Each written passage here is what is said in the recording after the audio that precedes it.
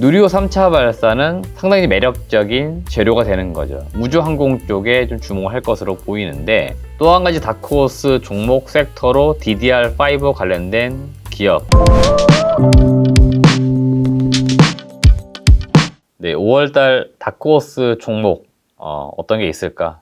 저도 뭐 5월달 시장을 좀 안 좋게 보다 보니까 그래도 이 중에 뭐 떠오르는 종목이 있지 않겠어? 뭐 떠오르는 섹터가 좀 있지 않겠어? 고민 해보고 있거든요. 네, 그 중에 딱 떠오르는 쪽 섹터는 일단 우주항공이 5월달에 주목을 좀 받을 수 있겠다, 이런 생각을 좀 하고 있어요. 왜 그러냐면은 역시나 이거는 뭐 시장이들 그렇잖아요. 모멘텀이라고 하는 게 있어야죠. 그러다 보니 누리호 3차 발사가 지금 예정되어 있는 날짜가 5월 24일입니다. 그러다 보니 딱 시즌적으로 봤을 때 5월 15일 1분기 실적이 마무리가 되면은 다시 시장은 이제 모멘텀 플레이를 하려고 할 거고요. 그리고 뭐 실적 시즌 끝났기 때문에 실적 숫자로 뭔가 다시 확인하려고 하는 시기는 아니에요. 뭔가 이벤트가 있냐 없냐, 이거에 따라서 수급은 갈릴 거고, 그 수급이 결국 주가를 이제 결정하게 될 것인데, 누리호 3차 발사는 상당히 매력적인 재료가 되는 거죠. 그러면은 시장이 역시나 우주항공 쪽에 좀 주목을 할 것으로 보이는데, 최근에도 뭐 몇 차례 우주항공이 데일리로는 좀 주목을 많이 받았습니다. 근데 누리호 3차는 제가 볼 때 좀 큰 이벤트이고, 우리나라와 이제 직접적으로 연관이 되어 있다 보니까 많은 기업들이 수혜를 보지 않겠어? 주목을 받지 않겠어? 뭐 이런 기대감들이 주가에도 반영될 것으로 보입니다. 대표적으로는 뭐 한화 에어로스페이스를 분명히 봐야겠죠. 이 기업이 뭐 방산 쪽, 우주항공 쪽 관련돼서 항상 대장주처럼 요새 불리고 있기 때문에 뭐 봐야 되는데, 지금 시점에서는 이 한화 에어로스페이스가 주가가 좀 많이 올라가 있는 상태입니다. 물론 장기적으로 더 갈 수 있겠죠. 근데 단기적으로 많이 올라온 상태에서는 추가적인 상승은 좀 어렵겠다, 이렇게 보는 거고요. 그리고 5월달 시장이 안 좋다, 그렇게 봤을 때 대형주보다는 중소형주가 좀 유리할 수는 있겠죠. 그런 차원에서 볼만한 기업이 어디가 있냐?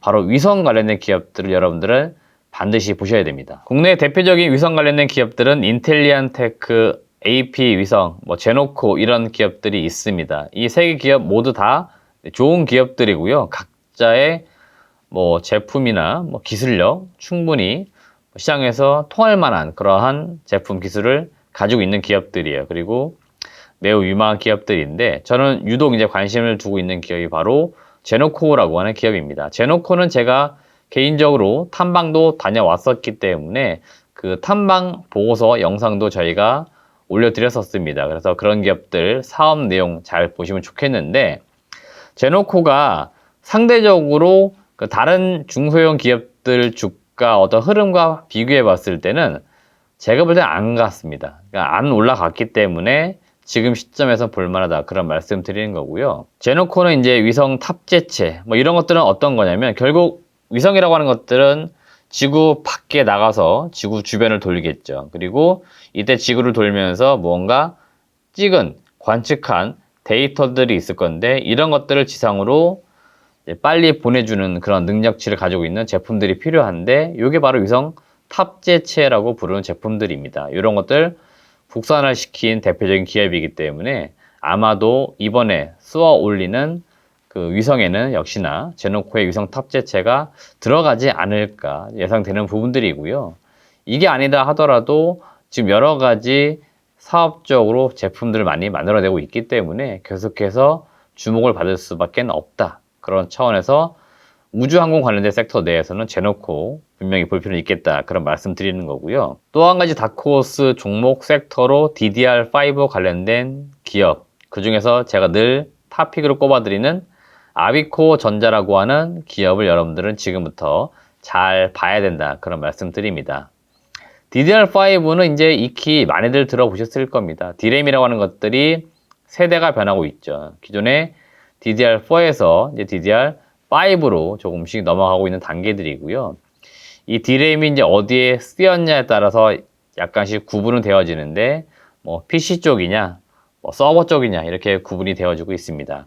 지금 우리가 주목할 부분들은 바로 사파이어 래피즈, 이건 이제 서버 쪽으로 들어가게 되는 D램 쪽 관련된 내용이라고 보시면 되는데, 이게 이제 인텔에서 조만간 대량 양산 들어가지 않을까 기대감들이 나오고 있습니다. 아직 인텔에서 공식적으로 언제부터 대량 양산합니다 이렇게 이야기한 건 없어요. 다만 23년도 1월 달에 그 제품을 공개했을 때 2분기 이후부터 양산할 겁니다 이렇게 이야기를 했습니다. 그렇기 때문에 지금 이미 2분기에 들어섰습니다. 그리고 시간이 지나면 지날수록 대량 양산에 대한 기대감이 나올 수밖에 없고요. 그러면 아비코전자 너는 여기에서 어떤 역할을 하는 기업인데, 그랬을 때 바로 수동 소자라고 하는 것들을 공급할 수 있는 업체 중에 하나입니다. 이 수동 소자 중에서도 가장 이제 관심을 많이 받고 있는 게 바로 메탈 타입의 파워 인덕터입니다. 그럼 이걸 왜 주목을 하고 있느냐?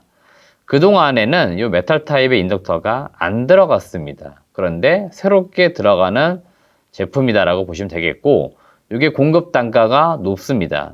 기존에 그 칩 저항기라고 하는 것들도 공급을 했는데, 이런 것들하고 비교해 보았을 때는 단가가 높아요. 단가가 높다는 것들은 기업 입장에서는 매출과 영업이익을 크게 키울 수 있는 핵심 킬러 아이템이라고 하는 것들이죠. 그러다 보니 이런 것들이 이제 향후에 사파이어, 래피즈 이런 향으로 들어가게 된다. 그러면 아비코전자 실적 기대감이 굉장히 많이 나올 수밖에 없고요. 그런 점들이 지금 최근 주식시장 분위기가 살짝 안 좋은데도 주가에는 반영이 되고 있는 것 같아요. 여전히 시장은 이 DDR5에 굉장히 주목을 많이 하고 있고, 아비코전자를 핵심으로 보고 있다. 이걸 또 의미하기도 하죠. 그래서 지금 최근에 추세를 높이고 있는데, 제가 볼 땐 지금 이제 올라가는 시작점이라고 하는 겁니다. 가격이 아직까지도 밸류에이션상 비싼 게 아니에요. 그러면 우리는 지금 DDR5 관련된 기업들 중에서